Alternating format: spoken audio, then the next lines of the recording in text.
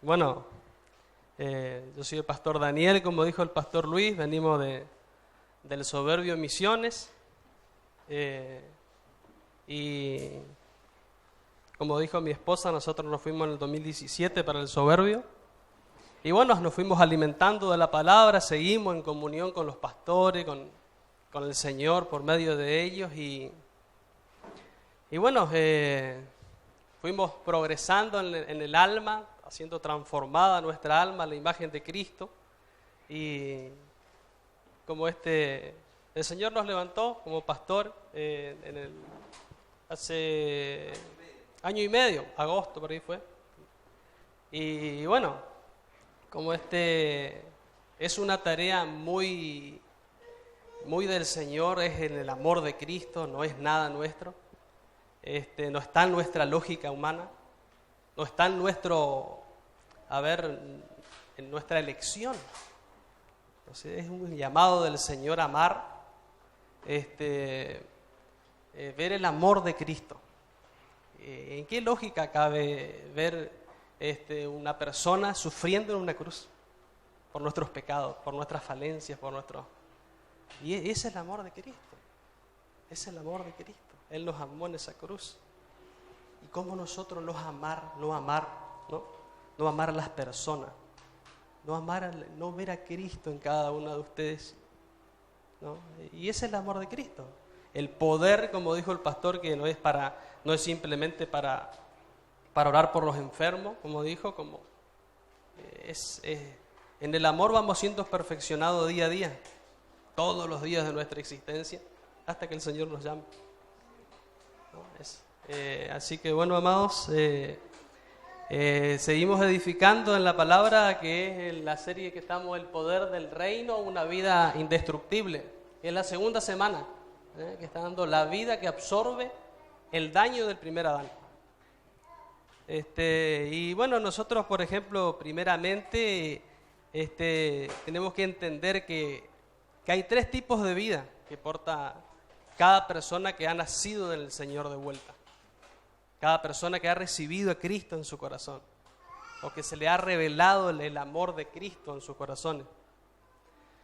Y una es la vida humana, ¿no?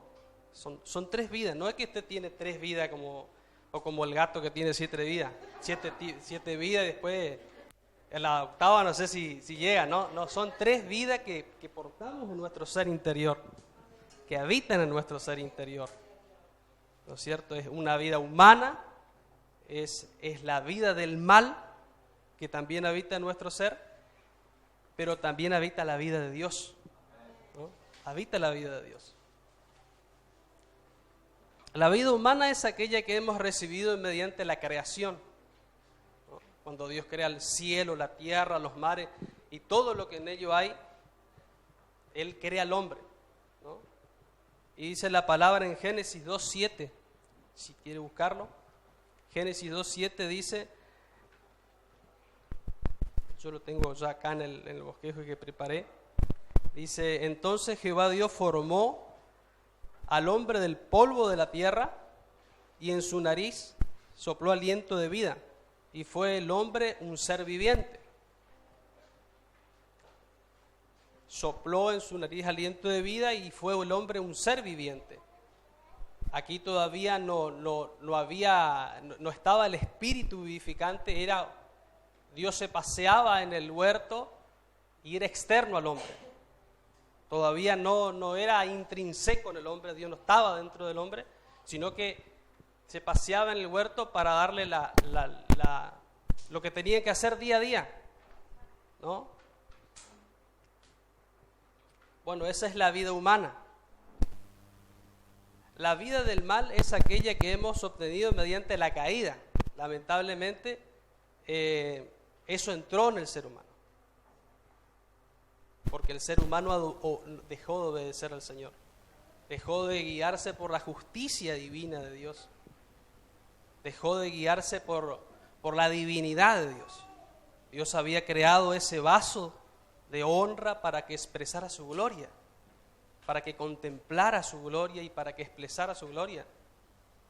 No fue creado para otra cosa que que multiplicarse, sojuzgar, gobernar, pero siempre conforme a la divinidad. Y mediante eso siempre reproducir la vida de Dios.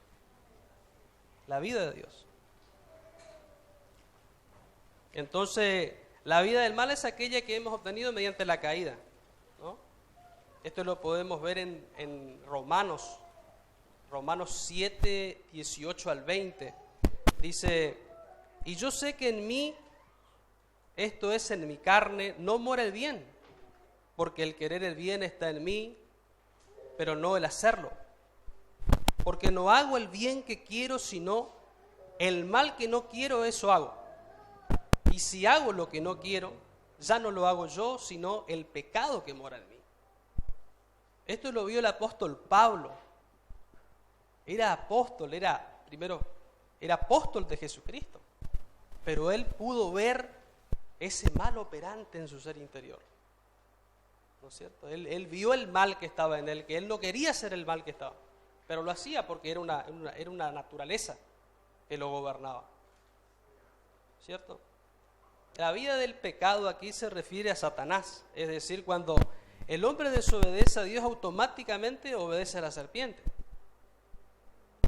No es que desobedece a Dios y no es que, no es que simplemente desobedece y no obedece es a la serpiente que obedece automáticamente. Aunque diga que no lo obedece a la serpiente, dejamos de oír a Dios, de oír a Dios, y obedecemos automáticamente, por más bueno que parezca, obedecemos a otra naturaleza que no es de Dios.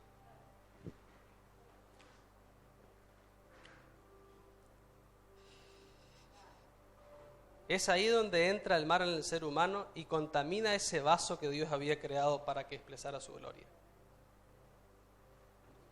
Bueno, la vida de Dios es aquella que hemos obtenido mediante el nuevo nacimiento. Y esto lo podemos ver en Juan capítulo 3, versículo 36. Y dice, el que cree en el Hijo tiene la vida, pero el que rehúsa creer en el Hijo no verá la vida, sino que la ira de Dios está sobre él. Pero el que tiene al Hijo tiene la vida.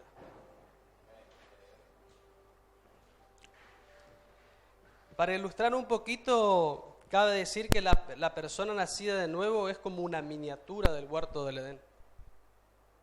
Cada persona, en Génesis dice que Dios sopló Dios sopló en la nariz del hombre vida humana, creada. Dios puso en el huerto el árbol de la ciencia del bien y del mal. Esto representa la vida de Satanás. Dios puso en el huerto al árbol de la vida, que esto es Cristo. Esto es la vida de Jesucristo. El hombre siempre tuvo que haber comido de esa vida. Siempre tuvo que haber comido de ese árbol. Nunca tuvo que comer del árbol de la ciencia, del conocimiento del bien y del mal. Porque lo malo contempla lo bueno contempla lo malo. El hombre siempre tuvo que comer a Cristo. Siempre tuvo que alimentarse de ese árbol, ¿no?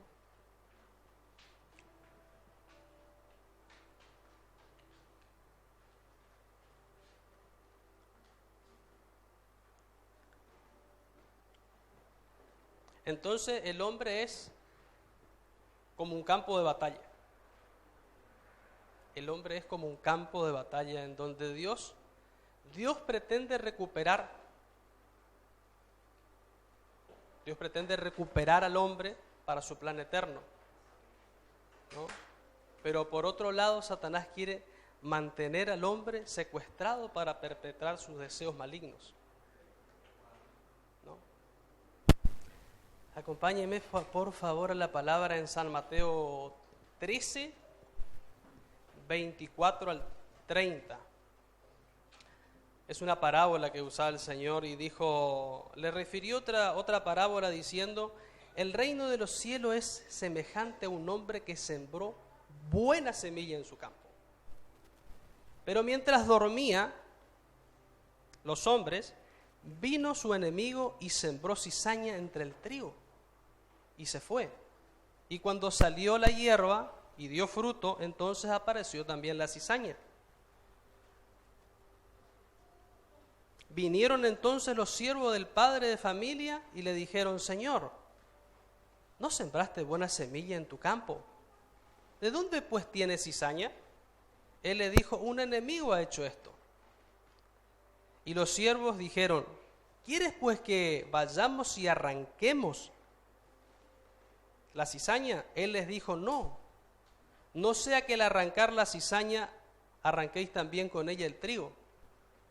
Dejad crecer juntamente los unos con los otros hasta la siega. Y al tiempo de la siega yo diré a los segadores: recoged primero la cizaña y atadla en manojos para quemarla, pero recoged el trigo en mi granero. O sea, acá, por ejemplo, aunque el engaño a Adán y Eva pasó hace mucho tiempo,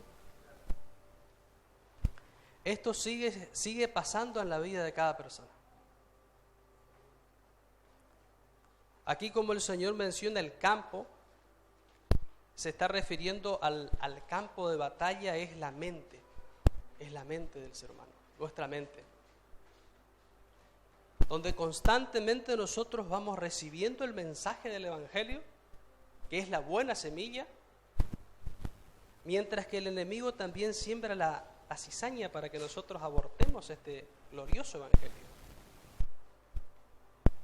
Nosotros lo que debemos hacer es ganar la batalla de los pensamientos.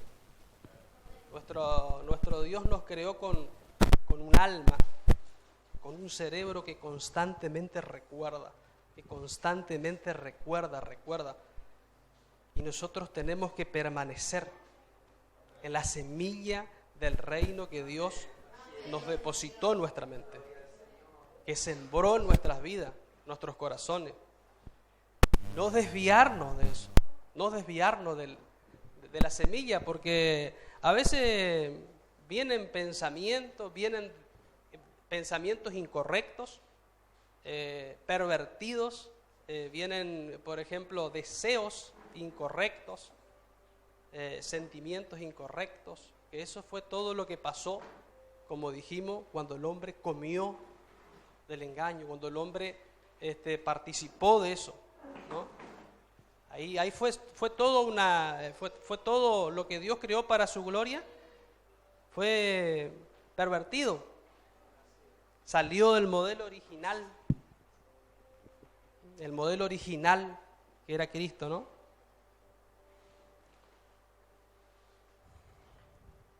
Como estábamos diciendo, nosotros lo que debemos hacer es ganar la batalla de los pensamientos y debemos de cuidar esta vida, que es lo que va absorbiendo todo ese daño que provoca el primer Adán en nuestra vida. Es un daño que ustedes no son, nosotros no somos los culpables de ese daño que hizo un hombre.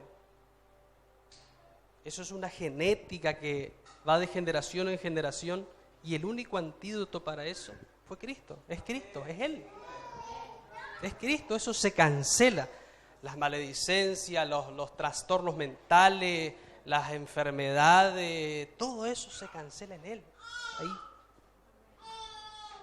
En Cristo eso se acaba y empieza otra cosa.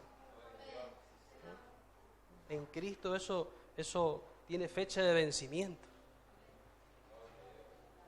No hay, a veces nosotros, por ejemplo, cualquier sea, la palabra dice que Él cargó con nuestras enfermedades, cargó con todas nuestras enfermedades, ya no sé, de una enfermedad de gripe se desprenden no sé cuántas otras enfermedades de la gripe, de una enfermedad, pero el Señor, eso dice que lo cargó todo en la cruz.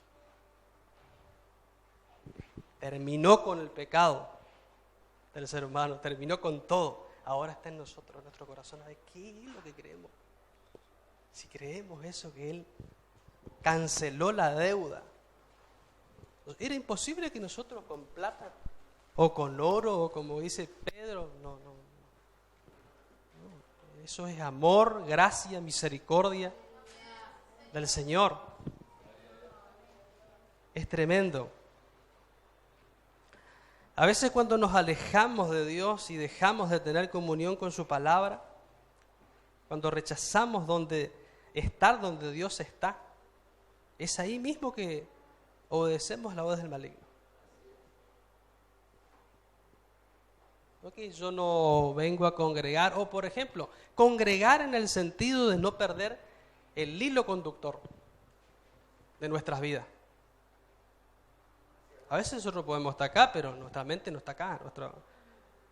A veces estamos acá congregados, pero hay la garantía de la comunión, ¿no? La garantía de la comunión está cuando somos uno, en la misma naturaleza de Cristo. Anunciaré a tu nombre, mis hermanos, y en medio de la congregación te alabaré. ¿No es cierto? Ahí está garantizado el poder. Y cuando los 120 que estaban en Hechos, ellos estaban en un mismo parecer. Todo en una misma mente, en un mismo parecer. En una misma alma. Ahí está garantizado el poder de Cristo. Ahí está donde Él se expresa en cada uno de nosotros. Bueno, no venimos a hacer otra cosa que darle gracia. Cuando uno viene, por ejemplo, nosotros venimos a la congregación, yo cuando estaba apartado, no conocía al Señor, digamos, y pensaba que en algún lugar de alguna iglesia el problema que yo tenía iba a ser sanado. No, pero vamos allá, y vamos acá, y vamos allá. Porque Cristo era el que no estaba en mí. Cristo no estaba en mi ser interior. Ahora cuando nosotros vamos a ver, no es que usted esquiva su problema o que diga, no, yo no tengo nada. Sí, no, hay que declararlo porque somos de fe y tenemos que decir, en el Señor soy próspero, soy sano, Pero no es negar la enfermedad. No es negar, es considerar otra cosa. Es considerar al Señor. Y eso fue lo que, por ejemplo, ¿por qué lo adoro? ¿No? ¿Por qué lo alabo al Señor? ¿Por qué vivo otra vida? Porque pudimos ver que a veces ponemos el centro como el centro nuestro drama, ¿viste? Ponemos como el centro el drama, nuestros dramas, pero cuando digo, no, yo sé que en Él lo tengo todo. En Cristo lo tenemos todo, ¿no? Cuando eso se revela en nuestro ser interior, cambia nuestra perspectiva de mirar la vida. Nuestra perspectiva de mirar a las personas.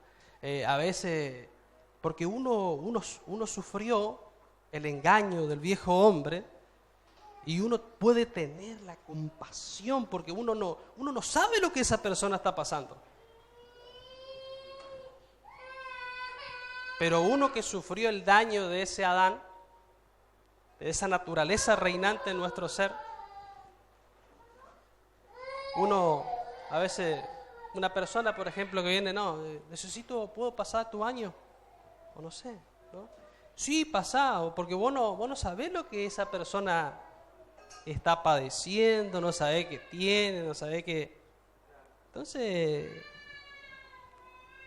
pero cuando ponemos al Señor, adoramos por lo que Él es.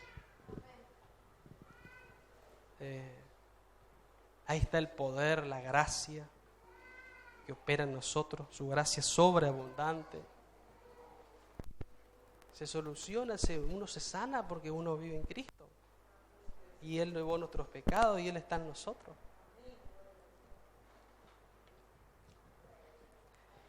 No existe algo como, por ejemplo, no tengo comunión con Dios ni tampoco congrego, pero no hago mal a nadie.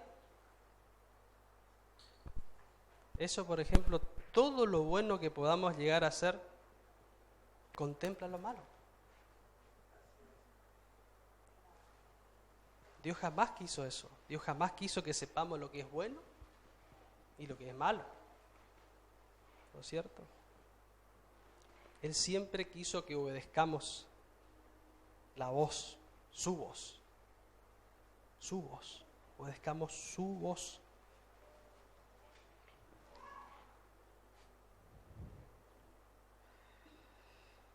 Siempre quiso que obedezcamos su voz y que expresáramos la justicia divina y expresáramos su carácter en la tierra.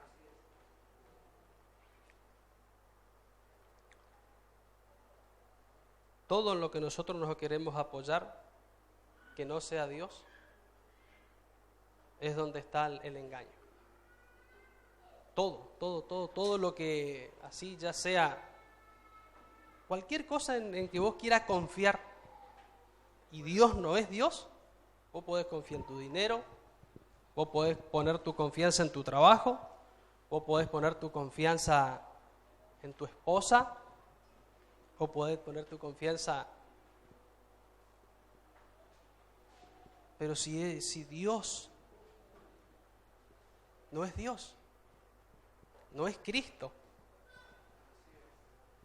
¿cierto? Nuestra confianza plena está en Cristo. Vamos a profundizar un poquito más en la vida que hemos obtenido mediante la creación. Esa vida se encuentra en nuestra alma, en nuestra mente, ¿no? La vida de Satanás la hemos recibido mediante la caída y eso se halla en nuestro cuerpo, ¿no?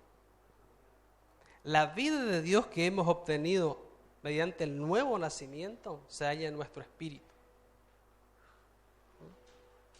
Cada una de estas vidas tiene una ley de vida o una ley innata, que es aquello natural que nos habita para hacer lo que es en forma natural y espontánea. Es decir, cada vida tiene una ley de vida que será tan fuerte como la vida que la produce y la gobierna. Nosotros tenemos que decidir eso. ¿Qué vida queremos alimentar y qué ley decidimos aplicar? Lo innato es, por ejemplo, aquello que no requiere que alguien te enseñe, sino que ya viene incorporado. Es decir, a nosotros, por ejemplo, ¿no? Nadie nos enseñó a tener hambre. Eso es innato, eso nació con nosotros. Nadie nos enseñó que tenemos sueños. No, hoy tenés sueño, anda a dormir, ¿no? Porque eso es innato. Nadie te puede decir, anda a dormir porque tenés sueño. No, porque eso, el sueño viene y eso es natural del hombre, ¿no? Del ser humano.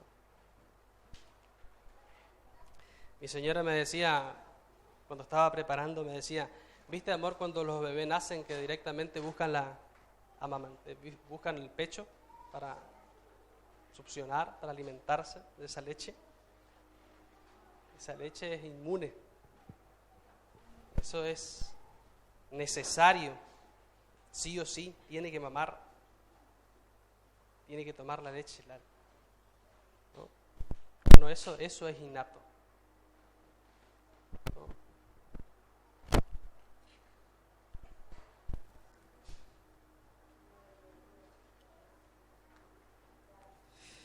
Quisiera compartir ahí la palabra en Romanos 7, 22 al 25. El apóstol Pablo le define de esta manera, dice, porque según el hombre interior me deleito en la ley de Dios, ¿no? Pero veo otra ley en mis miembros que se rebela contra la ley de mi mente y que me lleva cautivo a la ley del pecado que está en mis miembros.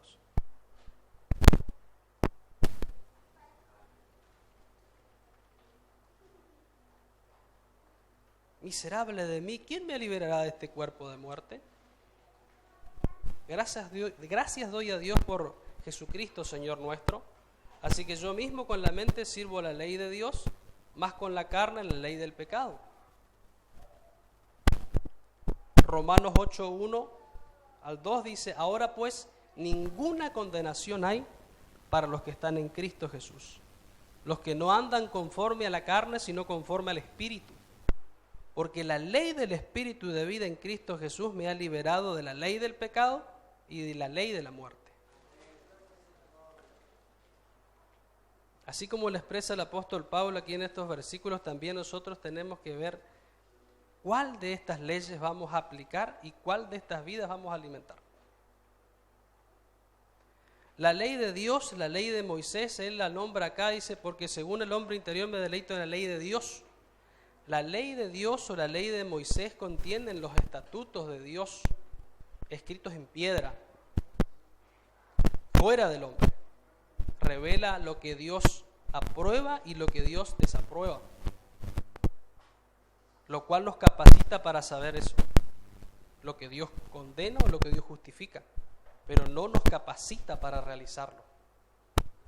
O sea, la ley expone el pecado del hombre, pero no hace nada para remediarlo, para contrarrestar eso. Después él escribe en otra parte, él dice que eso vino a despertar el pecado del hombre, ¿no? Porque el hombre, antes de que existiera una ley que diga que matar, robar o lo que sea era pecado, el pecado no tenía ninguna ley que lo condenara.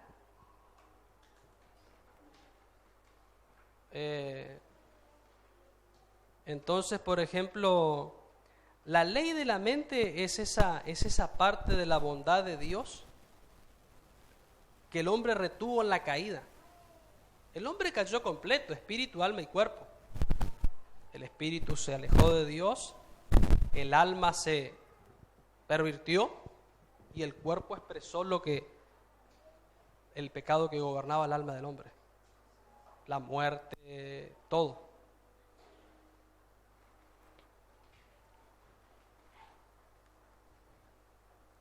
En nuestra mente, en la mente nosotros deseamos hacer el bien, honrar a los padres, cuidar a los hijos, ayudar a los amigos, a los padres, y todo lo bueno deseamos.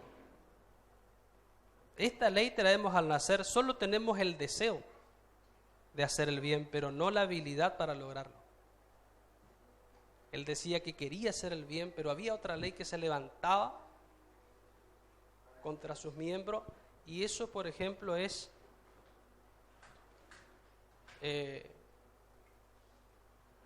la ley de la mente queriendo hacer el bien, pero el pecado que operaba en los miembros se rebelaba contra esa ley, que quería hacer el bien.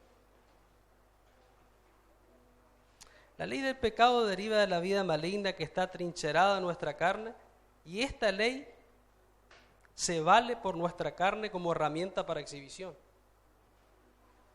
Cuando la mente quiere hacer el bien, esta ley se levanta para llevarlo cautivo. El pecado hace que los miembros de nuestros cuerpos sean usados como un instrumento de injusticia. Pervierte todos nuestros órganos, que son aquellos que Dios había creado para que nuestros cuerpos funcionen normalmente y para que nosotros seamos un sacrificio vivo para Él.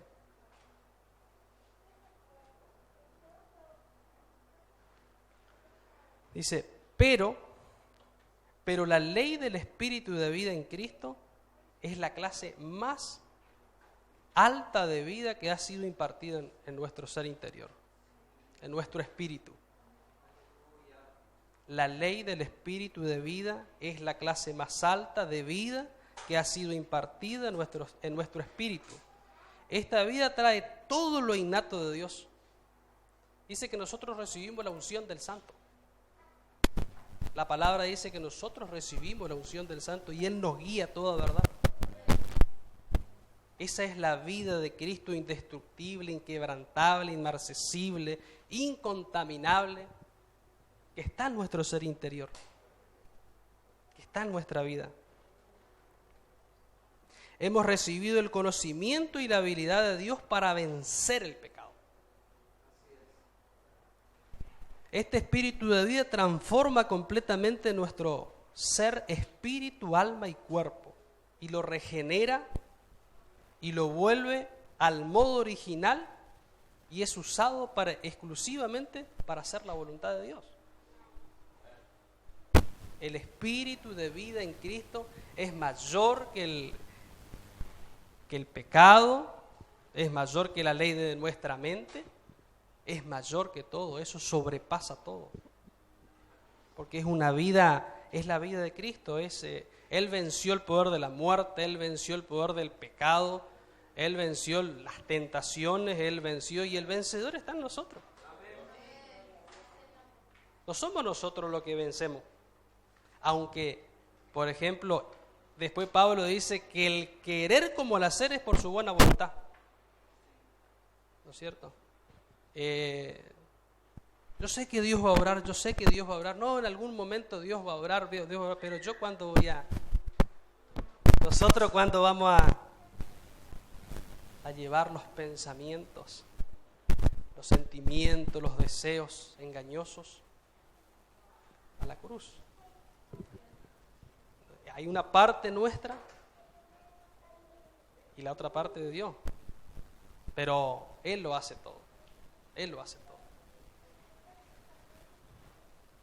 Entonces, por ejemplo, Dios nos dice, dame tu vida que es ineficaz de lograr la victoria del pecado, porque está viciada conforme a los deseos engañosos del alma no regenerada y de la carne, y yo te doy mi vida, dice el Señor. Yo te doy mi vida,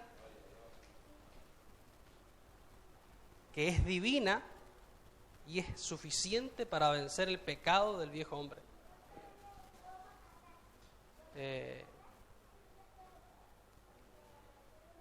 Qué tremendo, ¿no? Nosotros no somos capaces. Todas las pilas que vos te quieras poner, no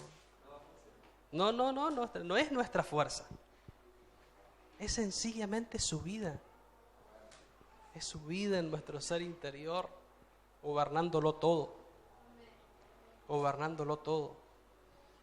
A veces nosotros nos hacemos, a veces, por ejemplo, como nosotros estamos acá, que el mal está, pero a veces nosotros somos la mente enemistada, que vemos en todos lados, vemos los dramas, o vemos los problemas en todos lados, a veces le culpamos al diablo todo, ¿no? Le atribuimos muchas cosas a ese hombre, pero él ya sabe que la victoria la venció uno, y ese nos habilita por su espíritu impartido en nuestro ser, espíritu vivificante. El Señor hizo tremendo, a veces nosotros no podemos entender, pero las Escrituras nos muestran. La palabra nos muestra cómo el Señor dice que con gozo tomó la cruz, menospreciando lo oprobio que eso significaba. Dice. Venció el poder de la muerte, se sentó a la derecha de Dios Padre Todopoderoso. Pero antes dice que bajó hasta las partes más bajas de la tierra. Notificó el reino del Padre a los espíritus encarcelados. Subió y llevó cautiva a la cautividad, dio dones en los hombres, puso en su iglesia apóstoles, puso en su iglesia profetas, evangelistas, pastores, maestros, puso para la edificación del cuerpo de Cristo. Pero no somos nosotros, es Él. Es Él en nosotros. Él es el pastor, es el apóstol, es el profeta, el evangelista, el maestro. Se multiplicó el Señor, ¿no? Y dio a cada uno lo que la iglesia necesita para ser edificada en su amor, ser edificada con todo el conocimiento, pero es en amor. Si el amor no Pablo dice hablar en lengua, puedo tener fe hasta puedo conocer todos los secretos que Dios tiene, puedo tener fe de mover montañas de un lado al otro, pero si no tengo amor, El amor de Cristo sobrepasa todo entendimiento, todo razonamiento, todo lo que nuestra mente a veces, la lógica del ser humano, ¿no? La lógica nuestra. Pero ¿cómo puede ser? No, Él hizo eso. Él hizo eso. Y Él está en nosotros, está en cada uno de nosotros. Y Él nos quiere llevar más profundo, siempre más profundo en la dimensión del Espíritu. No debemos conformarnos. A veces si hay alguna ambición, esa ambición tiene que ser conocerle más a Él. Ser ambicioso en el sentido de conocerlo más a Él por su palabra. Pero vencer toda esa naturaleza del viejo hombre. Como dice, el amor al dinero, el amor a... ¿no? Y Él nos va purificando, Él nos va sanando, Él nos va preparando, nos va puliendo, ¿no? Y siempre es la edificación de su iglesia para que todos lleguen al conocimiento de su verdad. Que todos lleguen al pleno conocimiento de Cristo. Amén. Nuestras almas fueron creadas por Dios solo para que tengamos comunión con su Espíritu, y por tener comunión con su Espíritu, nuestros cuerpos expresen una vida saludable, viviendo nosotros de gloria en gloria. Dios no pensó en el alma del ser humano para depositar algo que lo pierda. Eso no fue el pensamiento de Dios con nuestra alma. Nuestra alma siempre tenía que expresar a Cristo.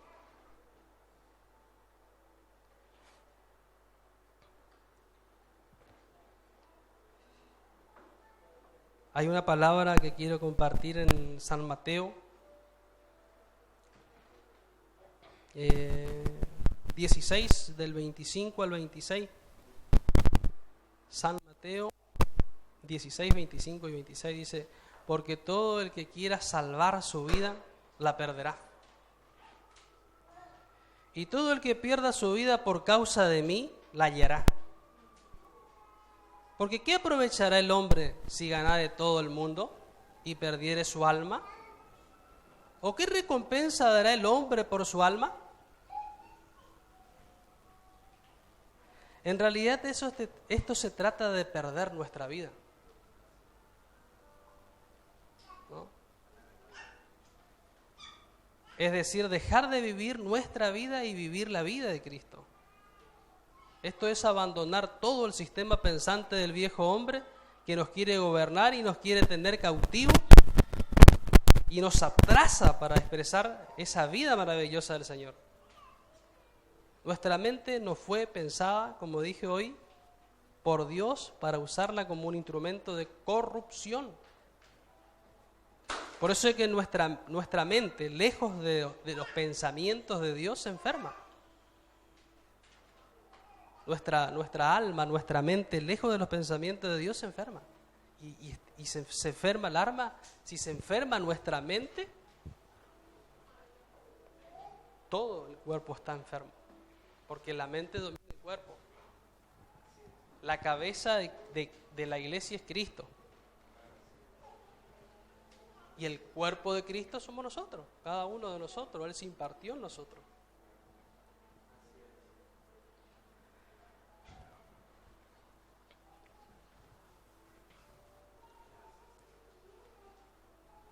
El apóstol Pablo lo entendió bien a esto.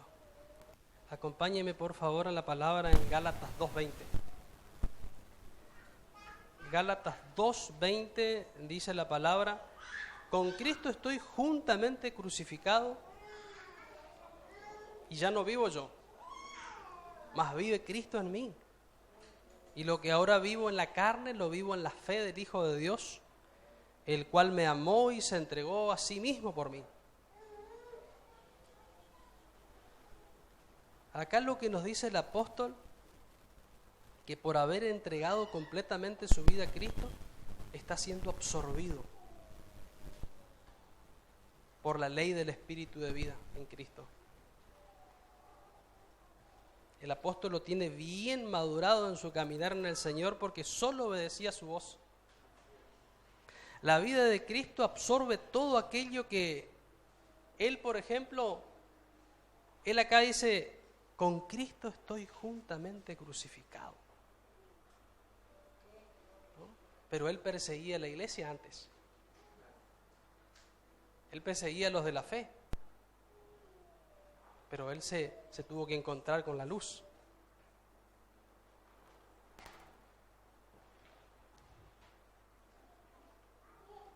Aquí podemos ver la transformación de vida en Pablo. Él ya no vivía obedeciendo la ley de Moisés, ni la ley de la mente, ni la ley del pecado, sino que lo único que obedecía era la ley del Espíritu de vida en Cristo. Él permanecía en la vid verdadera, porque solo si permanecía en la vid verdadera es que podía dar los frutos que el Señor le agradaba. Y esto es como dijo el pastor hoy: fuera de Cristo no tenemos vida. Podemos formar parte de una religión, podemos decir que vamos a la iglesia, que vamos a congregarnos, pero si la vida de Él no está en nosotros.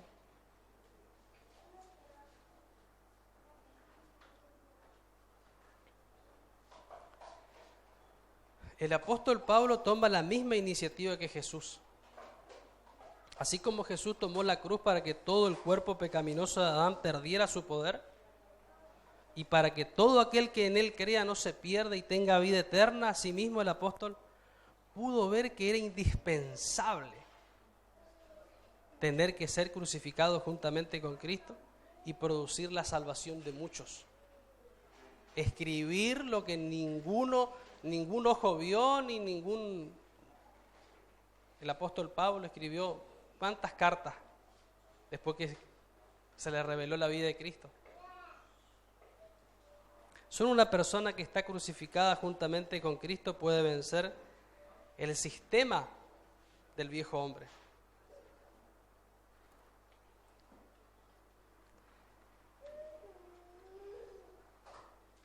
Para nosotros Dios espera lo mismo. Para cada uno de nosotros Dios espera lo mismo.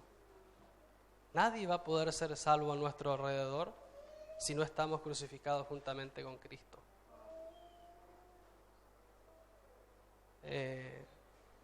El tema es la permanencia. El tema es la permanencia en la cruz. Es decir, todo el sistema pensante que nos gobierna tiene que ser absorbido por la vida de Cristo. Nosotros nos hacemos esclavos de todo aquello en lo que decidimos obedecer. A veces cuando vienen los problemas, cuando vienen las dificultades, rápidos queremos tomar atajos. Pero es ahí donde el momento que debemos poner los ojos en Jesús, el autor y consumador de la fe, el cual por el gozo puesto tomó la cruz, menospreciando el oprobio que eso significaba, y se sentó a la derecha de la majestad en las alturas.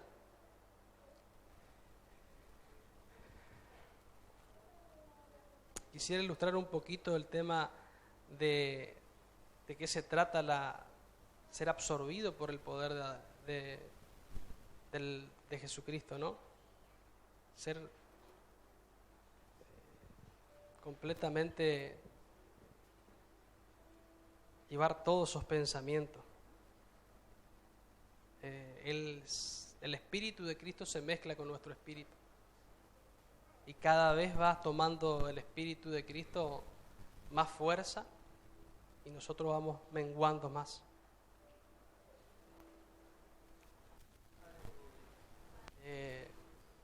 Podríamos, digamos que, a ver, en un campo, yo lo había escrito así. Supongamos que en un campo hay un árbol que no produce fruto. Un árbol de naranja que no produce fruto. No produce los frutos que el labrador espera de él, ¿no? Entonces el labrador tiene que intervenir en ese árbol. Lo primero que hace es dejarlo completamente para que ese árbol no tenga ya casi nada en que alimentarse. Solamente le deja unas pequeñas hojas para que el árbol no pierda su vida, su savia, ¿no? La savia que viene a ser la sangre de ese árbol, ¿no? Y lo hace un corte, ¿no? Que es el injerto.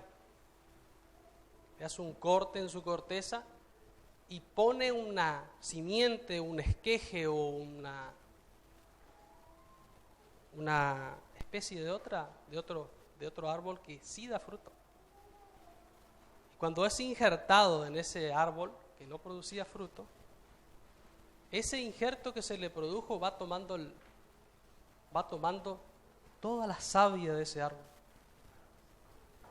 Toda la savia va siendo saturado por esa otra vida que se le impartió. ¿No es cierto? Va siendo mezclada y cada vez Cristo va. Así es la vida de Cristo. Él cuando recibimos su vida, Él va transformando nuestra mente, nuestro corazón a la imagen de Cristo.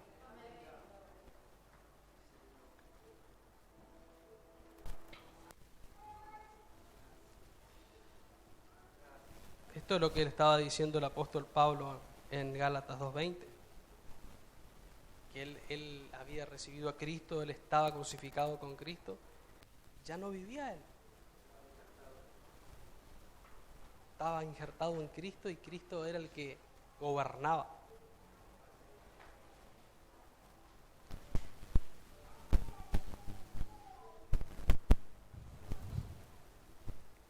Y a veces, por ejemplo, no podemos entender la cruz, ¿no?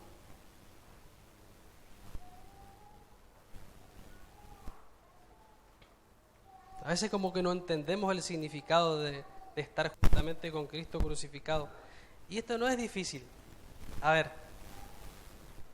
miren, amados. Llevar al hombre a la cruz, por ejemplo, usted está a punto de decir una mentira, ¿no? Usted está a punto de mentir.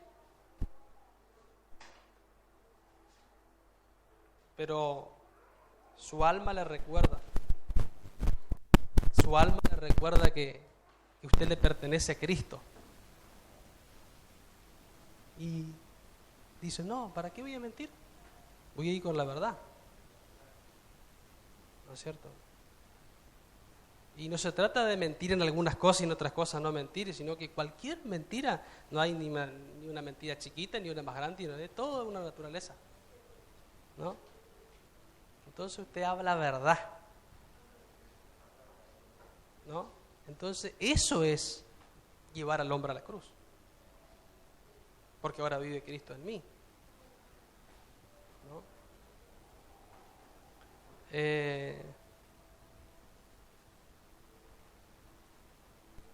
Cada vez que vamos a hablar mal de alguien, ¿no? Recordamos que Cristo nos dijo que nosotros estamos puestos para bendecir. No estamos puestos para hablar mal de nadie. Eso es llevar al hombre a la cruz todos los días.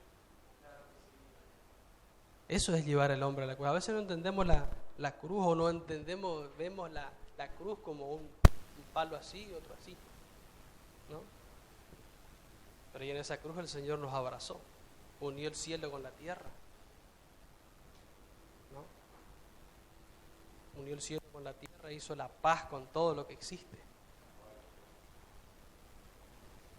Todo ser viviente, todo lo que se mueve, todo lo que tiene vida, volvió a lo nuevo en Cristo, ¿no? Y cada que nosotros hacemos eso, cada que nosotros salimos de la vaina, como dicen allá en Corrientes, para decir algo que no es, o que no tenemos que salir por esta boca, ¿no? Esta boca solo expresa a Cristo. Todos los días, Señor, que mi espíritu, alma y cuerpos obedezcan a tu voz y que ninguna palabra corrompida salga de mi boca. estoy puesto para bendecir, estoy puesto para hablar bien de las personas, Eso es llevar al hombre a la cruz.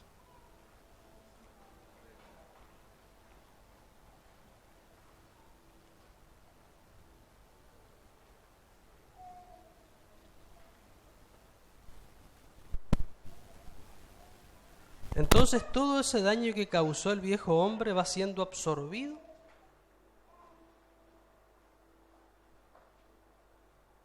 cada vez que usted va a realizar algo que Cristo no nos llamó a hacer. Cada momento de obediencia es un día más viviendo en Cristo y es un día más viviendo en su eternidad. Cada que le obedecemos al Señor, cada vez que en vez de decir alguna sandeces, hablamos su vida, ¿no? Y a veces de que está el viejo, pero no consideramos ese viejo. Lo consideramos al nuevo hombre, al nuevo hombre. Toda nuestra confianza segura está en la ley de vida. Ya nos dejamos llevar por gusto, no nos dejamos llevar por tacto, por nuestros ojos naturales y todo lo que perciben nuestros 5 sentidos. Nada de lo temporal puede desviarnos de la verdadera fe. Nuestra mira está puesta en el autor y consumador de la fe.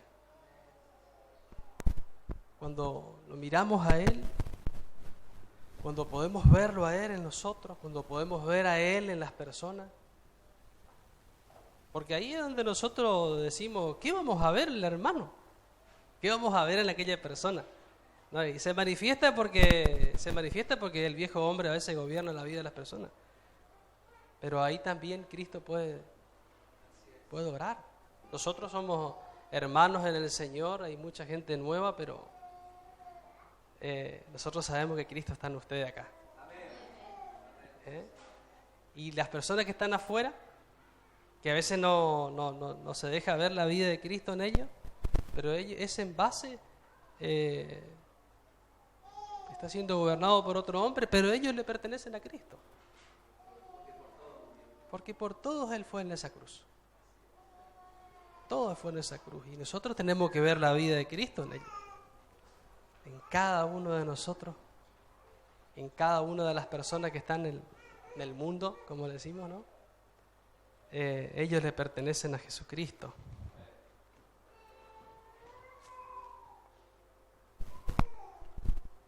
Quiero compartir ahí una palabra y ya voy a ir finalizando, ¿sí? Efesios 2, versículo 6. Dice, y juntamente con Él los resucitó, del 6 al 7 creo. Y juntamente con Él los resucitó y asimismo nos hizo sentar en lugares celestiales con Cristo Jesús, para mostrar en los siglos venideros la abundante riqueza de su gracia, en su bondad para con nosotros en Cristo Jesús.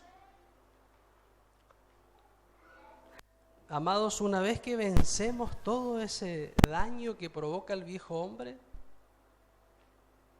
vamos a estar resucitados, sentados con Cristo en lugares celestiales. Tiene que haber una muerte al viejo hombre. Tiene que haber una crucifixión. Tiene que haber una resurrección. Lo mismo pasa en nosotros. Tiene que haber. Si no, nosotros no podemos estar ahí donde Él está, en nuestro espíritu, en el espíritu de Cristo. Nosotros estamos acá, pero la palabra dice que ya estamos sentados con Él en lugares celestiales. Venciendo a ese viejo hombre, tenemos el privilegio de estar donde Él está, ¿no? Y eso, ¿sabe lo que significa estar juntamente con Cristo sentado en lugares celestiales?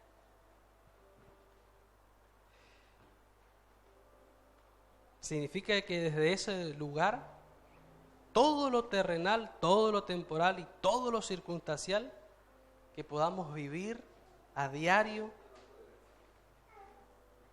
es muy pequeño y no se compara con la dimensión desde donde nosotros miramos las cosas.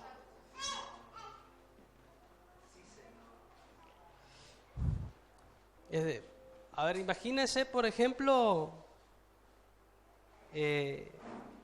cuando usted sube a las alturas, ¿no?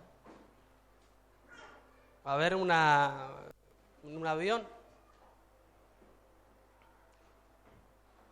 La vuelta cuando era chico pude subir en una avioneta. Tenía 9 años tenía. Y desde ese lugar las cosas son pequeñas. ¿No es cierto? Vos lo mirás de abajo. Los autos se ven chiquitos. Las personas se ven chiquitas. Y todo eso desde la perspectiva de Cristo, desde el lugar que Él nos habilitó para que nos sentemos. Todo es pequeño, todos nuestros problemas, nuestras dificultades, nuestras enfermedades, todo es pequeño. No se compara. No tiene, a ver, el Señor le dijo a Pedro que lo iba a zarandear como a trigo, ¿no? Pero él iba a rogar para que su fe no falle. Y Pedro negó al Señor, pero él no podía verlo. ¿Qué iba a pasar después de la cruz? En ese momento.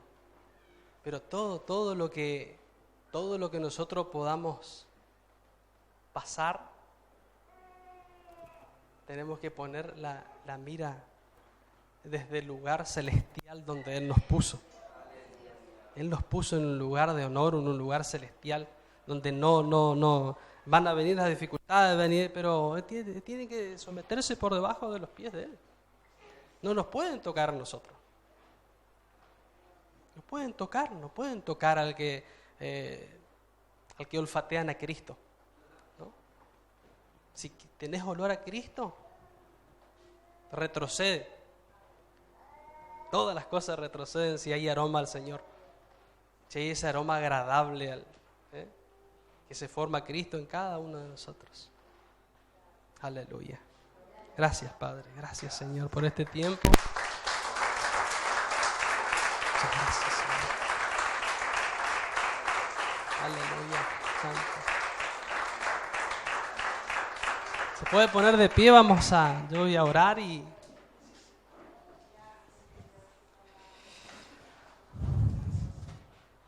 Padre, te damos muchas gracias, Señor.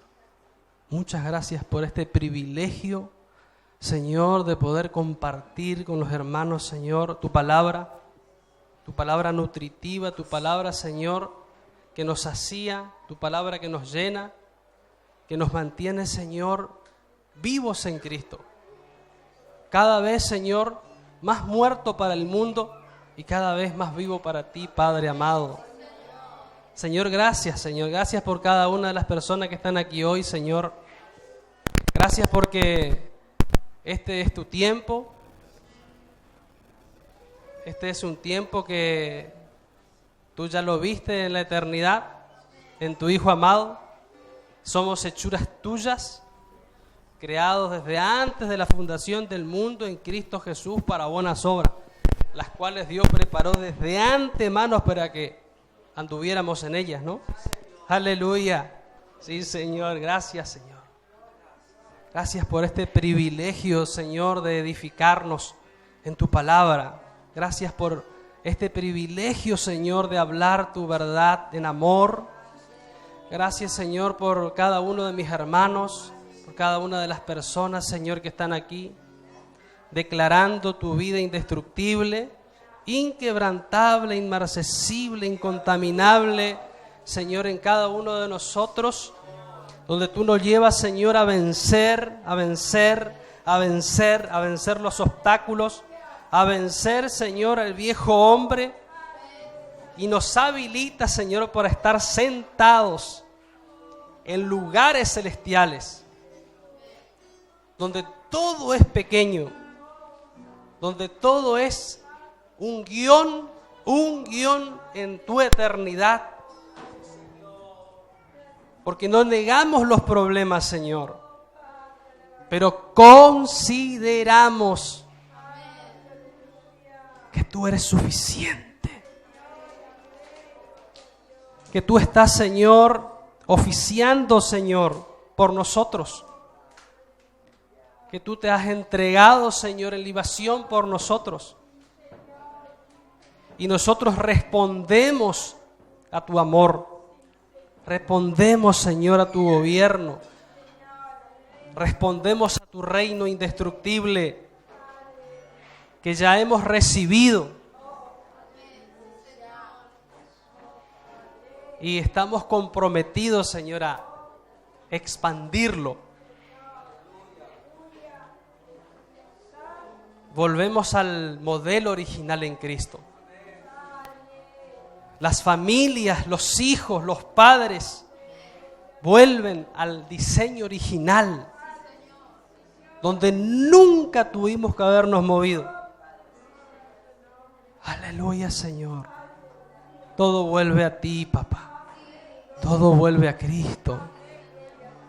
Ese lugar deleitoso, ese lugar donde estamos completos, no nos hace falta nada, estamos saciados.